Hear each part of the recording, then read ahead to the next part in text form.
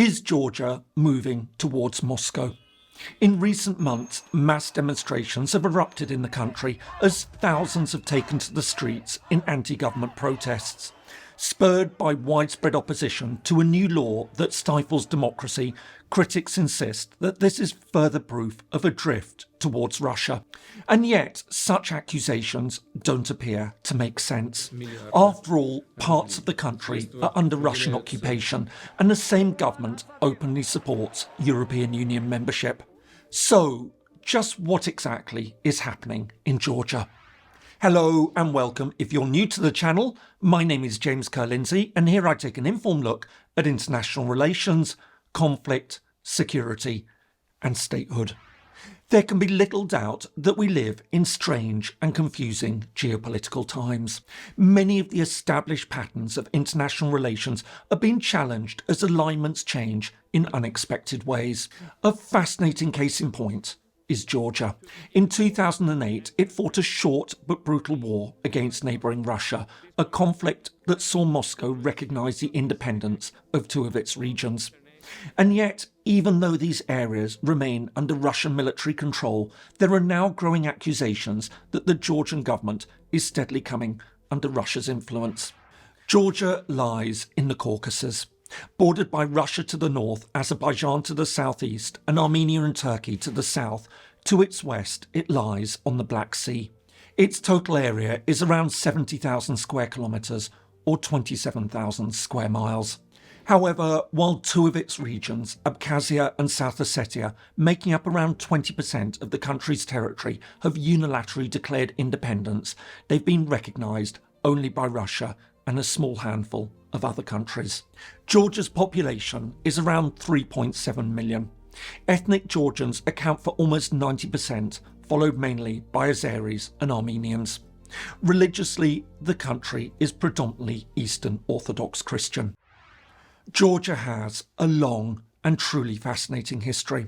While a distinct Georgian identity is believed to have emerged more than 2,000 years ago, Georgia's cultural, political and military influence grew during the Middle Ages when it became a unified kingdom. However, this golden age ended with the Mongol invasions in the 13th century. While the kingdom later re-emerged, it soon fragmented into several different entities. Over the following centuries, the Georgians faced growing pressure from the Ottoman and Safavid empires to their south. In 1783, one of the Georgian kingdoms sought protection from a powerful new regional actor to its north, Imperial Russia. It would be a fateful decision. Within 30 years, the kingdom had been annexed, and by the middle of the 19th century, the Georgian people as a whole were under Russian control. In 1917, as Tsarist Russia collapsed into revolution, the Georgians joined the neighbouring Armenians and Azerbaijanis to form the Transcaucasian Democratic Federative Republic. But it would be a short-lived union. On the 26th of May 1918, the Georgians broke away, creating the Democratic Republic of Georgia. However, this lasted just 3 years. In February 1921, the Red Army invaded, and Georgia was incorporated into the Soviet Union as the Georgian Soviet Socialist Republic. For the next 70 years, Georgia remained within the USSR. However, this ended at the start of the 1990s.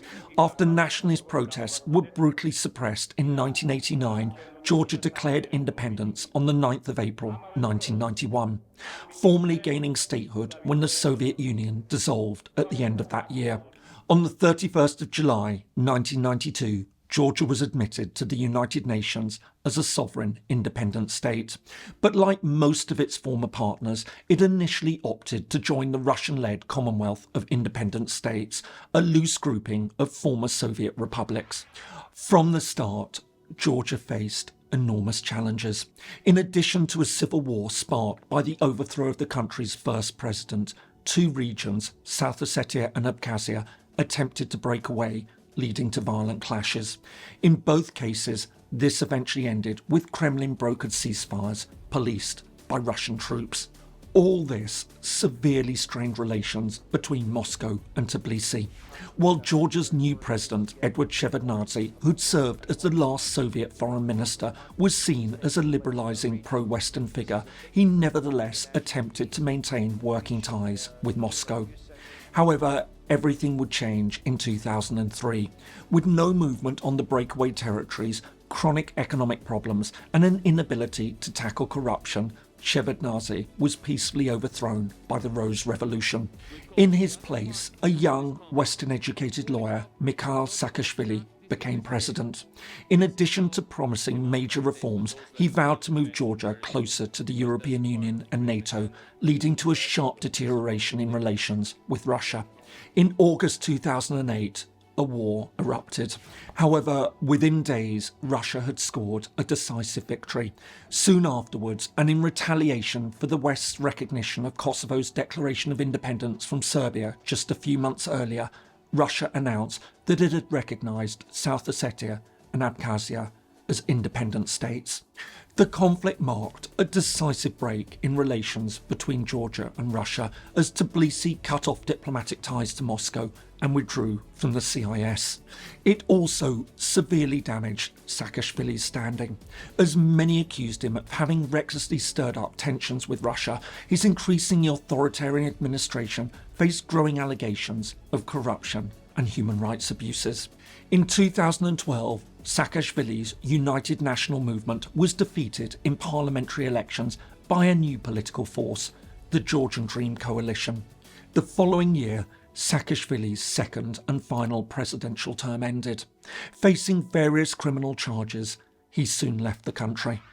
From the start, the new Georgian Dream administration attracted considerable attention, not least of all because its billionaire leader, Bidzina Ivanishvili, had made his fortune in post-Soviet Russia. Despite this, the new government maintained the country's pro-Western orientation. In 2014, it signed an association agreement with the EU that included a significant trade partnership. It also opened a joint training and evaluation centre with NATO. But in contrast to the previous administration, it also took a more conciliatory approach towards Russia. Although the countries still had no formal relations, many argued that if Georgia were to have any hope of regaining the lost territories, it would need to avoid antagonising Moscow and re-establish working ties. As a result, efforts began to try to normalise relations by focusing on trade, travel, humanitarian cooperation and other issues unrelated to the conflict. At the same time, Tbilisi avoided any steps that would inflame tensions with Moscow.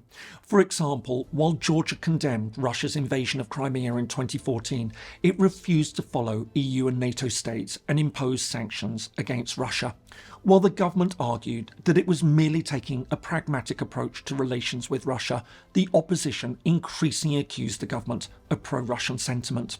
This came to the fore in June 2019 when mass demonstrations erupted after a Russian lawmaker visited the Georgian parliament.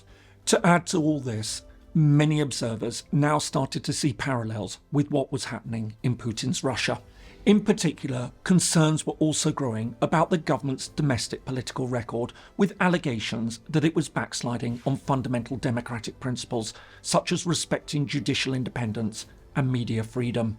Meanwhile, all this also appeared to be fed by what appeared to be growing Russian disinformation in the country, aimed at encouraging extremism and pushing anti-Western messages. All this would come to a head with Russia's invasion of Ukraine in February 2022. While the Georgians instinctively supported Ukraine, seeing parallels with their own situation, the Georgian government continued to balance its position. While it condemned the attack, accusing Russia of undermining international order and voting in favour of UN resolutions against Moscow, it still refused to impose sanctions. Despite this, concerns about the country's orientation were seemingly put to rest when Georgia applied to join the European Union alongside Moldova and Ukraine. But unlike the other two, which were awarded candidacy just months later, the EU instead outlined 12 priorities that needed to be addressed in Georgia. These included democratic reforms, improving the rule of law, and countering foreign disinformation. While the country seemingly began to address these issues, concern grew when the government introduced controversial new legislation. This required any organisation receiving more than 20% of its income from an external source to register as an agent of foreign influence, a law closely mirroring similar legislation introduced in Russia a decade earlier. However, facing considerable internal opposition, as well as criticism from the EU and the United States, the government eventually dropped the plans for the legislation. And in December 2023, Georgia was formally granted EU candidacy. While Georgia seemed to be back on the right track, the government sparked outrage when it reintroduced the controversial foreign agents legislation just a few months later. However, despite mass demonstrations and strong criticism from the EU and the United States, both of which made it clear that passing the new law would carry potentially serious consequences, this time the government refused to back down. On the 28th of May, it overrode a veto from the pro-Western president and passed the law by 84 votes to 30.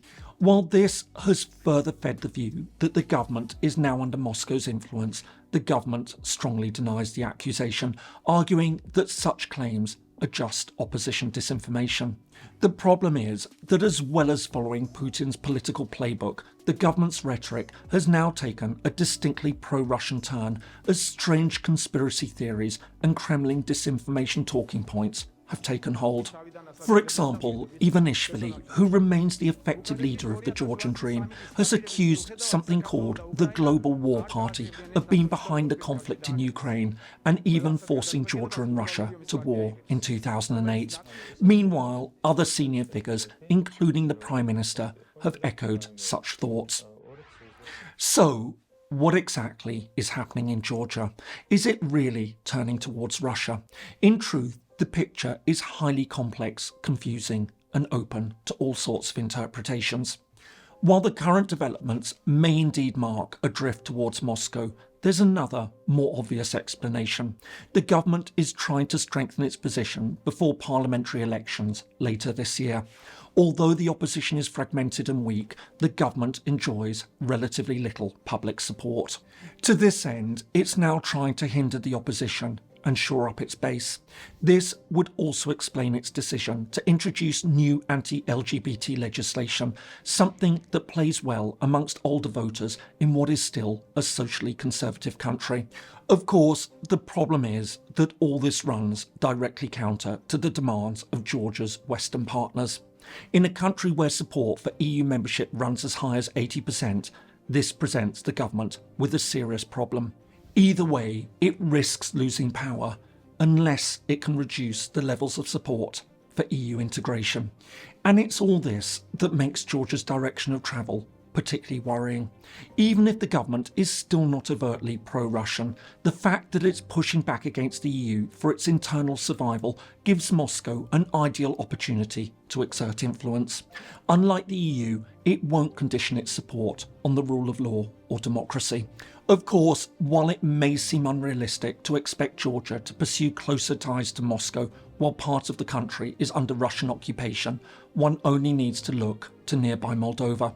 Although the situations are somewhat different, one can still see a substantial body of pro-Russian support in the country, even though Russia also occupies a chunk of its territory.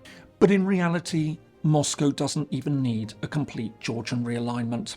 All it needs is to divide society enough to reduce the West's influence and the high levels of support for Euro-Atlantic integration, something that increasingly seems to match the needs of the government in practice, if not policy. In this sense, the ultimate aims of Russia and the Georgian Dream do seem to be steadily converging. In the meantime, as Georgia heads to pivotal elections, the country's president, Salome Zurabichvili, is leading efforts to challenge the government in what she now presents as a chance to put Georgia back on a European path. With the government seemingly moving in a very different direction now, the next few months could determine Georgia's future orientation. I hope you found that useful. If so, here are some more videos that you might find interesting. Thanks so much for watching, and see you in the next video.